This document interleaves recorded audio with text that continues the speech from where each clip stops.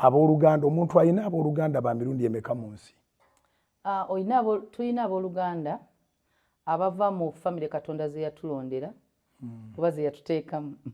Ezo toziyinaako. Si ffe twazironda, ky'osoose ekituufu. Ze yatulondera. Katonda yatulondera maama n'atulondera taata. Kati waliwo abooluganda abava mu musaayi. Tulina abooluganda abakkiriza mu Yesu Kristo ng'omulokozi waabwe, nga Katonda waffe ye Katonda waabwe, ye Mukama waffe ye Mukama waabwe. Abo baluganda.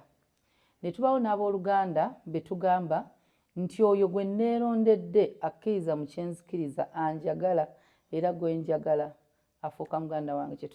Kye bayita family, nti you can be relative and fail to be family. So you can be family nga tolina relative wange.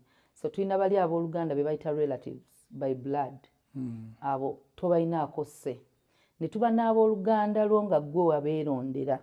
Pastor Bujingo n'okera n'ompasa. So family yonna gye tukola tufuuka baaluganda.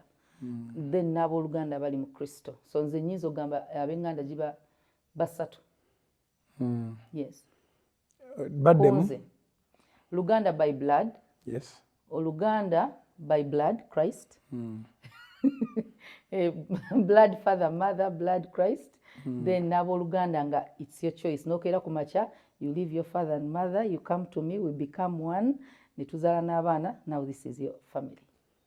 Kati oli sister wange Makula? Mu Kristo, yes. Mu kwagala okundekawo, yes. Omuntu aba naawe kulekawo atandika kuyita mwannyinaze. Teweeraliikirira.